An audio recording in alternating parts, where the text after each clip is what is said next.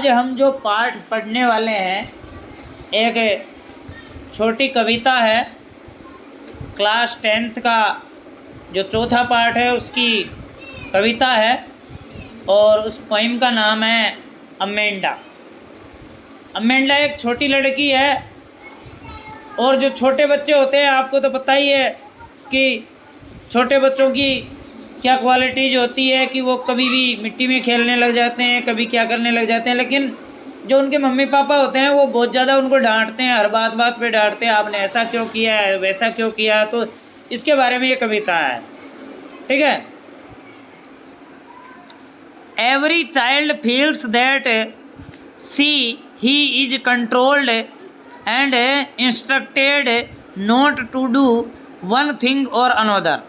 यानी कि हर बच्चा ये सोचता है कि उसके माता पिता उसको डांटे डपटे नहीं, उनके ऊपर उनका नियंत्रण नहीं होना चाहिए, उनको कोई सुझाव नहीं दिए जाने चाहिए हर चीज़ के बारे में।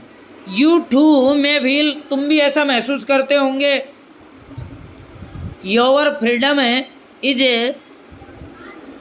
कर्टेल्ड, यानी कि जो तुम्हारी स्वतंत्रता है वो बाधित होती है, तो तुम्हें भी ऐसा महसूस होता होगा। इसी प्रकार इसके अंदर एक लड़की है, वो भी ऐसा ही सोचती है, उसका नाम है अमेंडा। ये जो पोइम है इस कविता के नाम उस कविता का नाम उस लड़की के नाम पर पड़ा है। अब हम कविता पर आते हैं और लाइन बाय लाइन इसका अर्थ समझते हैं। Don't bite your nails Amanda, hey Amanda don't bites, कुतरो मतो योर नेल्स, तुम्हारे नाखून। अमेंडा, अमेंडा तुम सुनती क्यों नहीं हो, तुम अपने नाखूनों को कुतरो मत, अर्थात काटो मत। Don't hunch your shoulder Amanda, hey Amanda तुम अपने जो सोल्जर है, कंधे हैं, शोल्डर्स हैं, कंधे हैं, उनको हंच मत करो, अर्थात उनको उचकाओ मत, कंधों को बार बार। Stop that slouching and sit up straight Amanda, तुम इधर उधर हिलना बंद करो और सीधी बैठ जाओ Amanda. There is a loud नहीं, there is a languid emerald sea where the sole inhabitant is me, a mermaid drifting blissfully. तो यहाँ पर कवि कहता है कि there is a languid emerald sea, यहाँ पर एक समुद्र है, उसके अंदर जो काई है वो हरे कलर की जमी हुई है, और वहाँ पर क्या है, where the sole inhabitant is me, और वहाँ पर क्या है कि आप अगर कोई व्यक्ति के नाम पर निवासी अगर कोई रहता है तो वहाँ पर है ओनली मी, सिर्फ मैं हूँ। और ए मरमेड, जहाँ पर एक जलपरी है, वो क्या करती है कि ड्रिफ्टिंग ब्लिसफुली, वह आशीर्वाद पूर्वक अर्थात खुशी पूर्वक ड्रिफ्टिंग कर रही है, अटखेलियाँ कर रही है उसके। Did you finish your homework Amanda, Amanda क्या तुमने अपना गृह कार्य पूरा कर लिया है अमेंडा। डिड यू टिडी योर रूम, क्या आपने अपना कक्ष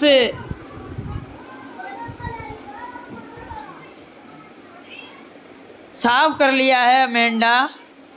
आई थॉट, मेरे विचार से, I told you to clean your shoes, मैंने तुमको ऐसा भी कहा था कि तुम्हें अपने जूते साफ करने हैं Amanda. I am an orphan roaming the street, I pattern soft dust with my hushed bare feet, the silence is golden, the freedom is sweet. तो यहाँ पर जो अमेंडा है वो क्या सोच रही है कि आई एम एन ऑर्फन, उसको अमेंडा को ऐसा लग रहा है जैसे कि मैं अनाथ हूँ, मेरी कोई सुनता ही नहीं है, मुझे कोई प्यार ही नहीं करता है।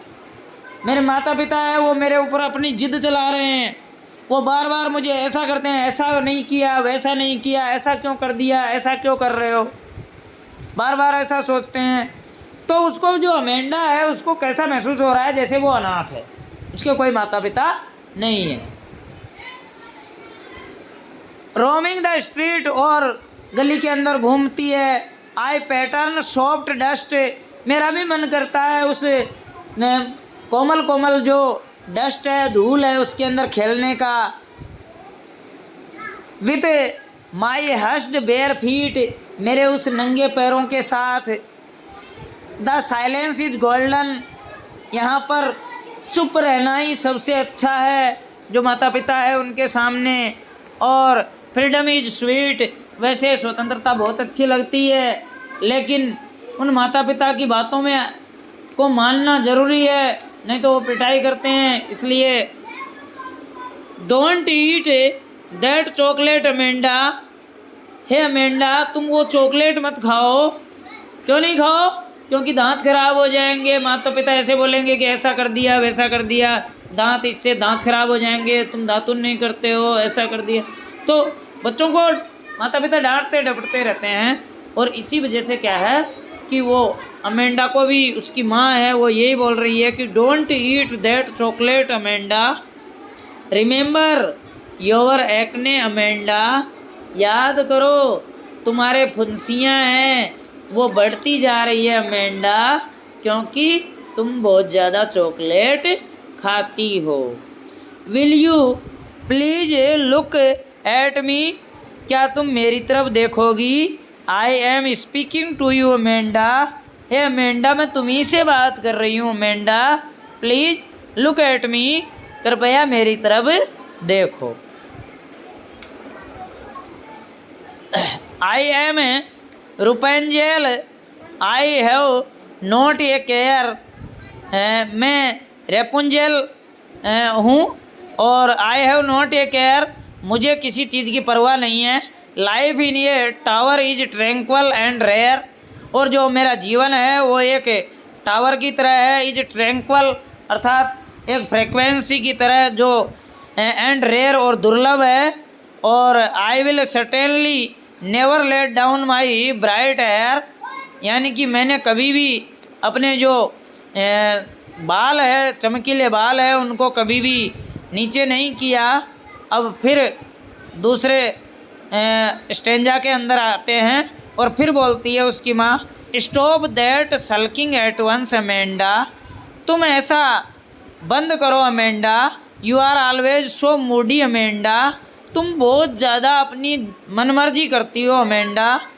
Anyone would think that I nagged at you Amanda, hey Amanda कोई क्या सोचेगा कि मैं तुम्हारे साथ में इतना गलत बर्ताव करती हूँ या तुम्हें बार बार डांटती हूँ Amanda, please listen me Amanda, Amanda मेरी बात सुनो, ऐसा मत करो, सही यहाँ पर आकर के बैठो, अपने कंधे मत उचकाओ, अपने जो चॉकलेट है वो बार बार मत खाओ, और अपने जो नाखून है उनको बार बार दांतों से मत काटो अमेंडा।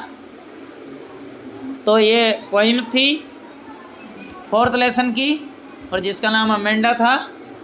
अगर कविता पसंद आई है तो लाइक और कमेंट ज़रूर करें।